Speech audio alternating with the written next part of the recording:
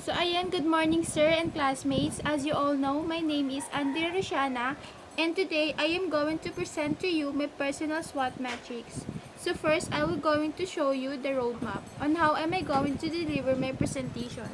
So first, I am going to discuss about my executive plan and then proceed to opportunity cost of my college education, and then lately I will show you the competitive profile metrics and discuss my situation and industry analysis. And lastly, the SWOT analysis, which are my strengths, weaknesses, opportunities, and threats. So my quotational quotes for today is, "Do not let what you cannot do interfere with what you can do" by John Wooden. So instead of beating yourself down for the things you cannot do, always keep in mind that no one can do everything possible except God, of course. This quote by John Wooden reminds us to focus on what we can do. Moreover, to not be discouraged by what we can't do, that we lose sight of things we can. So now let's proceed to my executive plan.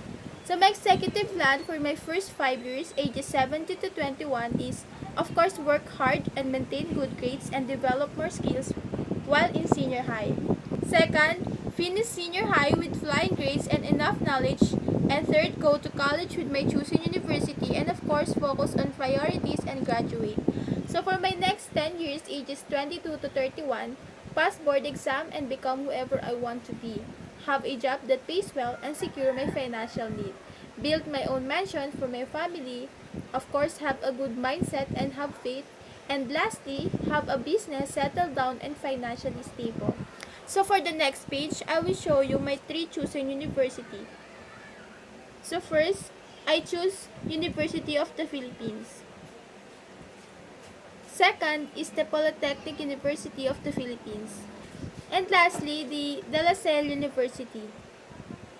So this is the competitive profile metrics of my 3 chosen university. So first, University of the Philippines. It is located at Rojas Avenue de Liman in Quezon City, Metro Manila. It has the tuition fee of approximately 40 to 50,000 pesos. Its academic terms has 2 semesters, the first and the second. And when it comes to courses, I did choose accountancy, business, and administration. For the school too, Polytechnic University of the Philippines, it is located at Santa Mesa, and it has the tuition fee of only 3,000 to 7,000 per sem. Its academic terms has 2 semesters, the first and the second.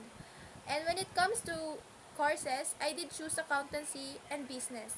For the school tree, De La Salle University, it is located at Taft Avenue, Malate, Manila, and it has the tuition fee of approximately 205,000 to 225,000 pesos. It has the trimesters terms, the first, the second, and the third.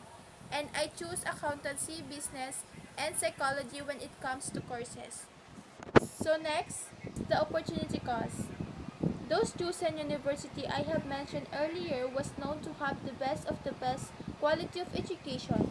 They all have advantage and disadvantages. However, I still choose to enroll in DLSU or De La Salle University. I know that it'll be hard for me entering college life. Of course, there will be a hard time such as I might get tired that I want to give up everything, but I will try my very best to survive and pursue my dreams. And also the fact that I grew up with a lot of problems and burdens, I still managed to be at the place where I am now. And for me, it will be my biggest motivation to move forward and keep it up. So next is, why did I choose DLSU or De La Salle University? So first of all, it is because of the university's educational standard. I believe that De La Salle is the best university I have researched, although the tuition fee is pretty expensive, and it is not easy to be covered. In addition, it is one of the top schools in our country. Back in high school, I have already looked up to this school for my bachelor's degree. Ever since I was in high school, I believe the LSU is not only prestigious but also safe. And being a graduate of this university will allow me to have more opportunities to corporate world. So now, we are here in the last part of my presentation, which is the SWOT analysis. So, we all know that strength is the state or quality of being strong.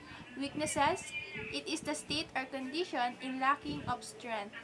Opportunities, it is a state or circumstances that make it possible to make or to do something. And lastly, a threat or a thing or situation likely to cause damage or danger. So these are my strengths. Number one, dedicated. So I am dedicated to think more about ideas or a better ideas to put my effort and time to the tasks that are given to me. For example is doing it a day before the submission for be able to not run out of time and to finish it in more creative way. Number two is a prayer. A prayer is a must, especially when it comes to difficulties. Number three, hardworking. I can say that I'm a hardworking person and I will give my very best to produce a high quality work. Number four is self-reliant. Through my experience, I have learned to depend on myself doing some tasks without asking for help. Number five, being passionate. I'm extremely passionate about what I do and that shows in my work. So next is my weaknesses. So first, procrastination. So I believe we all have this kind of weaknesses. So there are times that I feel like lying in bed for days or for weeks and being unproductive. That I get distracted and procrastinate things which makes me more stressed and get left behind of all my requirements and tasks that are needed to do. For example po is napuyat ako because of social medias like TikTok. Of course, tatamarit po ako bumangon and mawawalan ako ng motivation because of it. So number two, negativities. So when negativity comes, it give me a hopeless vibes that I won't be able to finish the tasks that are given to me.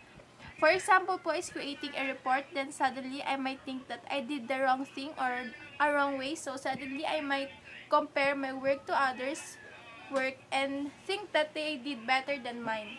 So that's negativities for me po. So number three, mentally weak. When I got tons of activities or tasks to be done and problems at the same time, there will always be the point of my life where I just want everything to shut down and just rest for the whole day because of my mental health cannot take it all at once.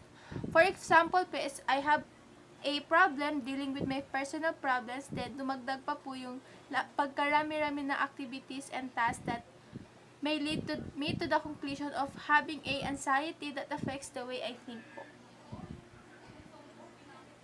So number four, lack of communication skills. I've always been a shy person and that has led me to feel a little insecure about sharing my ideas, particularly in a group setting. I'm aware that this weakness can prevent me from taking incredible opportunities. So I'm a really sensitive person and I don't usually talk to someone that I'm not comfortable with. Or they should talk to me first or else I won't be able to talk at all. So number five, introverted. Being around lots of people drains my energy. After a day interacting with others, I often need to retreat to a place or to a quiet place and have an extended amount of time all to myself. So sometimes I feel like I don't like socializing po and I don't like people talking to me. It makes me feel uncomfortable po. So number six, impatient. It is one of my greatest weakness because I get impatient when project runs past the deadline and I'm a stickler for due dates and get uncomfortable when work is not completed on time. So, let's move on to opportunities. So, number one, improve learning experience and skills. So, I trust Dell SU and I believe this university will help me grow more and improve my skills and learnings and the fact that it may lead to a successful journey. So number two, improve life status. I had the opportunity to improve status in life with the help of my skills and learnings. Number three, graduating in a prestigious university. Attending one of the top universities such as De La Salle University can help me build influential networks that open doors after I graduate. It was also believed that attending to a reputable university is connected to being successful in the future. So number four, skills development. Accountants gain knowledge that people willingly avail their service. After years of hard work, you learn the art of managing money. Employers will benefit from accountants who has these skills, thus raising the potential to be hired or to be promoted. And lastly, for the opportunities, the ability to start a business. So, most of the accountant has a business. This happens after they have gained experience and develop a good business contact. Whether it is about consulting or tax in accounting and representation, the options are limitless, especially in the financial affairs. So, lastly, the threats. So, number one, failing.